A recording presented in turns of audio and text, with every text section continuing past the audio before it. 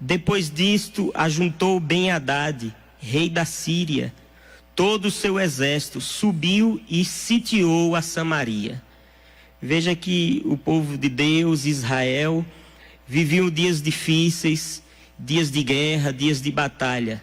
E esse texto de 2 Reis 6:24 faz essa referência de Ben-Hadad, o rei da Síria, vir com todo o seu exército e sitiar e cercar a cidade de Samaria. O versículo 25 diz que houve grande fome em Samaria, porque a sitiaram a ponto de se vender a cabeça de um jumento por 800 ciclos de prata e um pouco de esterco de pombas por 5 ciclos de prata. Passando o rei de Israel pelo muro, vendo a situação em que a cidade estava inserida, gritou-lhe uma mulher, versículo 26 do capítulo 6 de 2 Reis. Gritou-lhe uma mulher: acode-me, ó rei, meu senhor. O rei lhe disse: se o Senhor te não acode, donde te acudirei eu? Da eira ou do lagar? Perguntou-lhe o rei: qual é o teu problema? Veja o problema desta mulher. Respondeu ela ao rei: esta mulher, apontando para sua colega, me disse: dá teu filho para que hoje o comamos, e amanhã comeremos o meu. Cozemos, pois, o meu filho e o comemos. Mas dizendo-lhe eu ao outro dia: dá teu filho para que o comamos, ela o escondeu. Tendo o rei ouvido as palavras da mulher, rasgou-lhe as vestes, quando passava pelo muro. O povo olhou e viu que trazia pano de saco por dentro, sobre a pele. O versículo 31, aqui de 2 Reis 6, continua a história dizendo assim: disse o rei: assim me faça Deus, o que bem lhe aprouver, se a cabeça de Eliseu, que era o profeta de Deus, o filho de Safate, lhe ficar hoje sobre os ombros. Estava, porém, Eliseu sentado em sua casa, juntamente com os anciãos. Enviou o rei um homem de diante de si, mas antes que o mensageiro do rei chegasse a Eliseu, disse este aos anciãos: vedes como o filho do homicida mandou tirar-me a cabeça. Olhai, quando vier o mensageiro, fechai-lhe a porta e empurrai-o com ela. Porventura não vem após ele o ruído dos pés do seu senhor, do rei? Falava ele, Eliseu ainda, com eles, os anciãos, quando chegou o mensageiro. Disse o rei: eis que este mal vem do Senhor. Que mais, pois, esperaria eu do Senhor? Então disse Eliseu: ouvi a palavra do Senhor, assim diz o Senhor: amanhã a estas horas, mais ou menos, dar-se-á um alqueire de flor de farinha por 1 ciclo, e 2 de cevada por 1 ciclo, à porta de Samaria. Porém o capitão, a cujo braço o rei se apoiava, respondeu ao homem de Deus: ainda que o Senhor fizesse janelas no céu, poderia suceder isso? Disse o profeta: eis que tu verás com os teus olhos, porém disto não comerás. Até aqui. A história, ela tem sua continuidade no capítulo 7 em diante, a partir do versículo 3. Posteriormente você poderá acompanhá-la, lê-la totalmente após esta reunião e você se inteirar de mais detalhes. Mas veja o contexto aqui em que nós estamos nesse texto. O povo de Israel, conforme está registrado e conforme nós lemos aqui em 2 Reis 6, por volta dos anos 806 a 709 a.C., viveu este período, esta crise, essa situação terrível.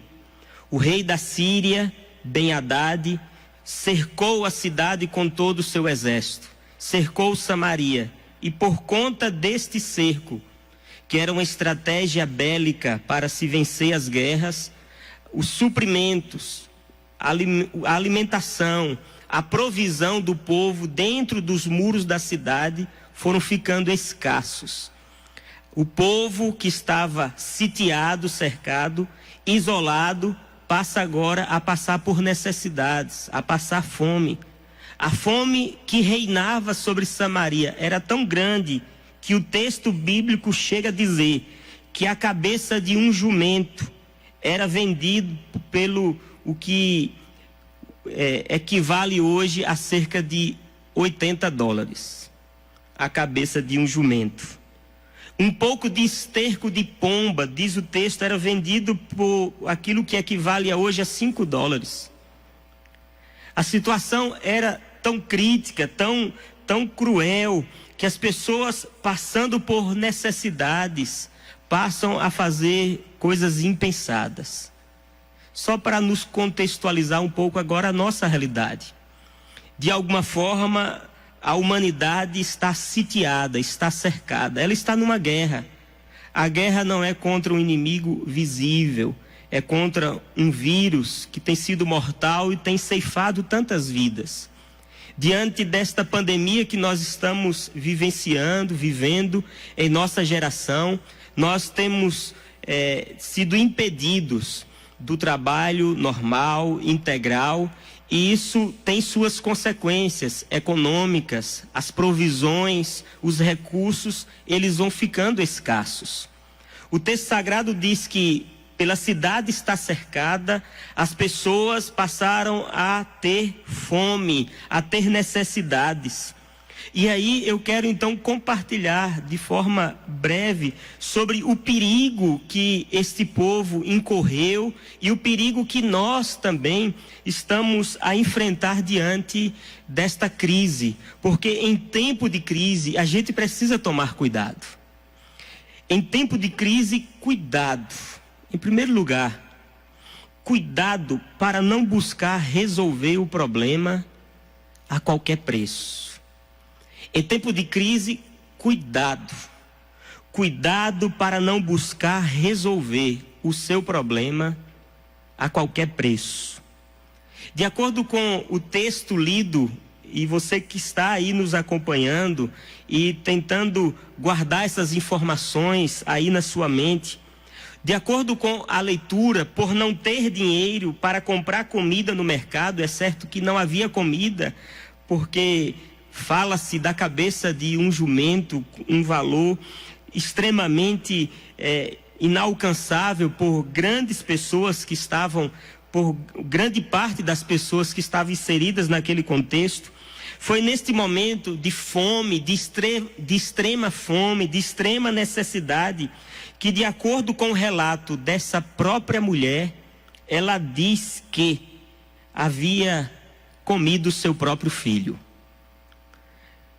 O canibalismo havia tomado conta da alma de uma mãe. A necessidade. Naquele momento, quando a gente olha para essa realidade, aquela mãe não mediu as consequências do seu ato. Ela não viu outra alternativa além daquela, razão pela qual ela tomou uma infeliz decisão. O que importava para ela, naquele momento ou naquele instante, era sair da crise, era matar a fome, era resolver o problema que ela estava enfrentando naquele exato momento.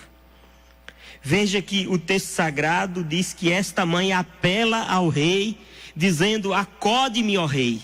E o rei pergunta qual o seu problema, e ela expõe o problema dizendo que no dia anterior, aquela outra mulher que estava do seu lado havia proposto que para resolver o problema elas deveriam matar um dos filhos naquele dia, comê-lo, matar a fome. No outro dia, o filho da outra seria de igual forma morto para saciar a fome delas.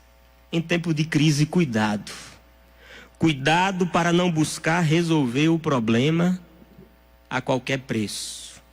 Nos dias de hoje, a exemplo da mulher em destaque, muitos são os que têm, muitas vezes, trilhado por caminhos perigosos em busca de resolver problemas, problemas familiares, problemas conjugais, problemas financeiros, problemas morais, espirituais.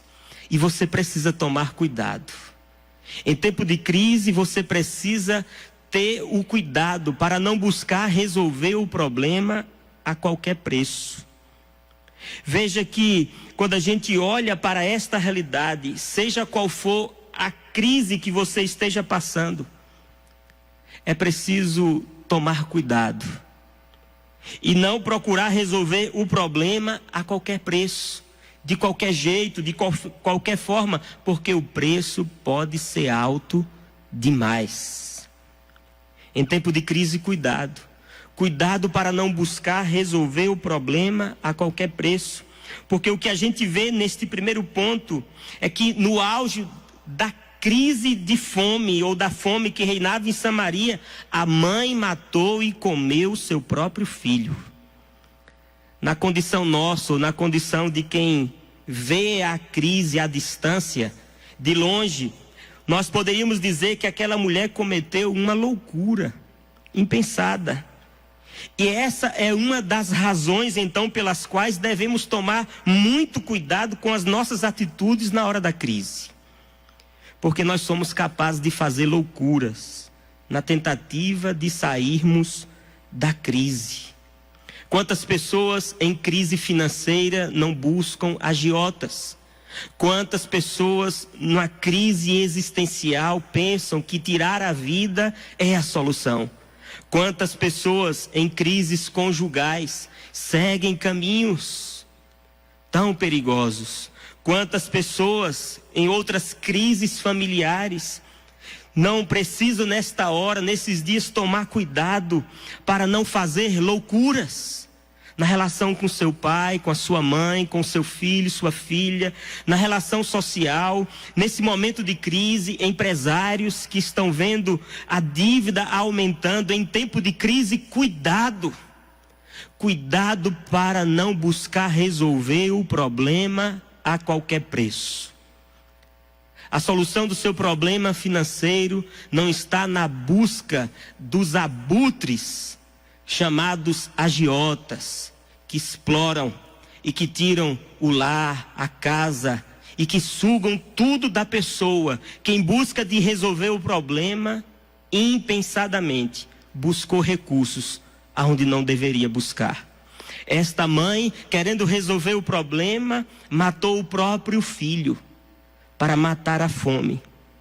Por isso eu deixo como conselho para você que está passando, e você sabe agora medir ou analisar o seu próprio contexto e a temperatura da crise que você está vivendo, ou a área em que realmente está instalado uma crise dentro de você. É política, é econômica, é moral, é espiritual, é conjugal. Que tipo de crise você está passando? E o nosso conselho é, em tempo de crise, cuidado para não buscar resolver o problema a qualquer preço, porque o preço pode ser alto demais. Prudência e bom senso nos recomenda a ponderar nestas horas. O livro de Provérbios diz que não é bom proceder sem refletir, e peca quem é precipitado. A fim de não resolvermos nossos problemas a qualquer preço, a prudência, o bom senso, a sensatez precisam estar presentes na nossa vida, pois se não estiverem, o preço acaba sendo sempre além das nossas possibilidades de pagar. Aquela mãe foi louca, foi insensata, foi imprudente. Aquela mãe, em busca de resolver um problema, causou um problema ainda maior. Quantas pessoas em crise emocional, por se sentirem sozinhas, solitárias, para resolver o problema relacional, buscam e relacionam-se com pessoas que acabam trazendo um problema maior para a sua vida. Quantas pessoas, e aí nós poderíamos dar diversos exemplos, que querendo resolver o vazio de sua alma, buscam nas drogas, buscam no álcool, na prostituição. Talvez um prazer, uma alegria que lhe é passageira e que lhe trará danos permanentes. Em tempo de crise, cuidado para não buscar resolver o problema a qualquer preço. Segundo lugar, em tempo de crise, cuidado para não ter uma visão distorcida de Deus e do seu amor. Cuidado para não ter uma visão distorcida de Deus e do seu amor. Quando o rei de Israel tomou conhecimento do que aquela mãe havia feito para saciar sua fome, ele foi logo, diz o texto, atribuindo a Deus a culpa da crise. Ele foi logo atribuindo a Deus e ao profeta que falava em nome de Deus a culpa daquela situação. Por isso, de imediato, ele ameaça o profeta Eliseu, dizendo que haveria de ser morto. E ao encontrar-se com Eliseu, ele diz no versículo 33, que falava Eliseu ainda quando o rei chegou e disse: eis que este mal vem do Senhor. O que mais esperaria eu do Senhor? O rei atribui a Deus a culpa de tudo que estava acontecendo. Veja que depois de tomarmos cuidado para não resolver o problema a qualquer preço, essa história nos mostra que devemos tomar cuidado para não termos uma visão estrábica, distorcida e vesga de Deus e do seu amor. O rei atribuiu a Deus a culpa de toda aquela desgraça, de toda aquela tragédia, de toda aquela situação. O certo é que quando a gente olha para as Escrituras Sagradas, uma das promessas mais contundentes de Deus, em toda a sua palavra, é que Ele estaria sempre conosco. Nós lemos hoje no início deste culto, deste momento de adoração, que ainda que andemos pelo vale da sombra, Ele está lá conosco. Por isso o rei, diante do problema, diante da crise, diante da fome, ele tem uma visão distorcida da pessoa de Deus, como se Deus como se Deus tivesse abandonado, como se Deus não os amasse, como se eles não pudessem esperar nada da parte de Deus. Em tempo de crise, cuidado para não ter uma visão estrábica, distorcida, inversa, vesga do amor de Deus. Embora Ele tenha prometido que estaria conosco todos os dias, Ele na sua palavra deixa claro para nós que no mundo nós temos aflições. Mas embora tenhamos aflições e passemos por vales sombrios, Ele está conosco. Contudo, as crises da vida, as lutas, a dor, a doença, a pandemia, a morte, situações adversas podem nublar, podem de alguma forma estragar, podem de alguma forma limitar a nossa visão e impedir que a gente veja o agir, o mover, o cuidado, o amor de Deus por nós. Num dos momentos de crise, Davi perguntou a Deus por 4 vezes: até quando, Senhor? Numa delas, ele chegou mesmo a pensar que Deus havia esquecido dele, Salmo 13. Em momento semelhante, no Salmo 73, Asaf, líder de louvor do povo de Deus, chegou a questionar a graça, a bondade e a misericórdia de Deus para com ele. É verdade que depois de refletir um pouco, Asaf chegou à conclusão de que o Senhor estava levando a pensar assim, ou de que o que estava levando ele a pensar que Deus havia esquecido e abandonado a ele era a aflição, a luta. É por esses e outros motivos que eu convido você a ficar atenta, para que no momento de crise você não venha ter uma visão distorcida de Deus, de sua soberania, do seu amor, do seu cuidado, do seu amparo. Antes, pelo contrário, você possa falar como Abacuque: ainda que a figueira não floresça, ainda que o produto da oliveira minta, ainda que as situações fujam do meu controle, eu me alegrarei no Senhor, exultarei no Deus da minha salvação. O que o rei não fez.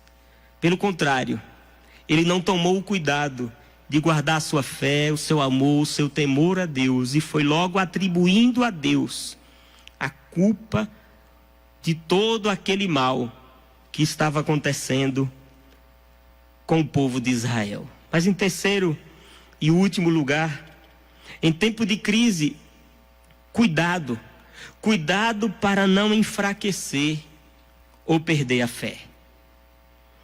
Quando o rei chega diante do profeta, o profeta então diz, capítulo 7, versículo 1, que amanhã, a estas horas, mais ou menos, o problema estará resolvido.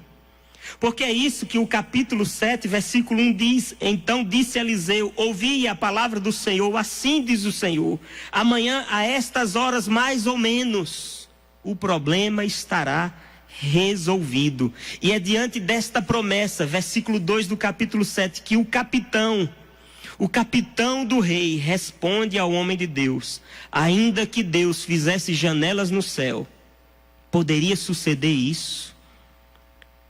Quando o rei de Israel vai ao encontro do profeta Eliseu, e o comandante, este homem aqui do versículo 2 do capítulo 7 de 2 Reis, está ao seu lado, o profeta diz que no dia seguinte a situação estaria resolvida, a situação calamitosa e crítica estaria solucionada, que haveria fartura, que as coisas voltariam à normalidade, que Deus haveria de abençoar Israel de novo. Ao ouvir esta mensagem, o capitão duvidou, não creu na palavra do Senhor. Ao invés de crer, de esperar, ele responde: ainda que o Senhor fizesse janela nos céus, poderia suceder isso?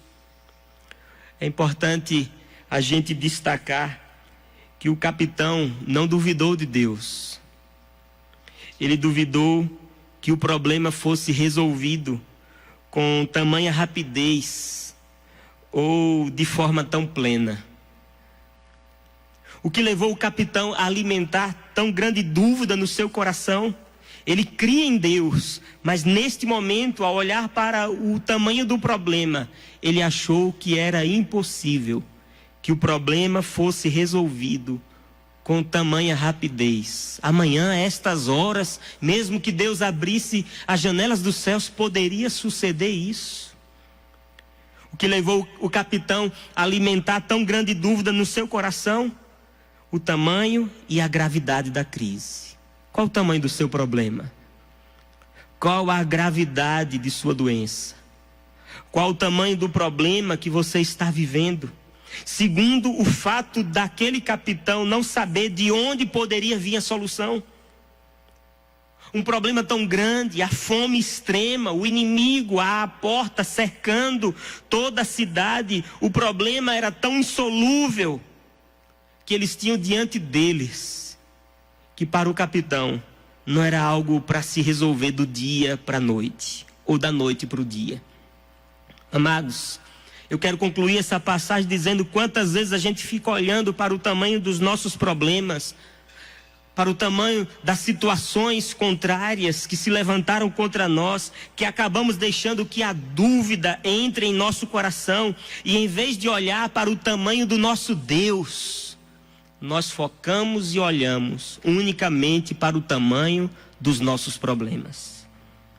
A exemplo do que aconteceu com este capitão, ou com os 10 espias, quando foram olhar a terra, nós muitas vezes nos concentramos no tamanho da crise que nos assola, no tamanho das dificuldades, e corremos o risco de enfraquecer na fé. Em tempo de crise, cuidado para não enfraquecer ou perder a fé. Como é que está a sua fé, a sua confiança, a sua esperança? Em quem você tem esperado? Porque ao exemplo do que aconteceu com este capitão que duvidou, a gente muitas vezes perde a fé e deixa de crer que o milagre pode acontecer, que o surpreendente, que o impossível pode acontecer. Não há nada impossível para Deus. Ele é poderoso e majestoso para fazer infinitamente mais do que tudo que pedimos ou pensamos. Creia nisso.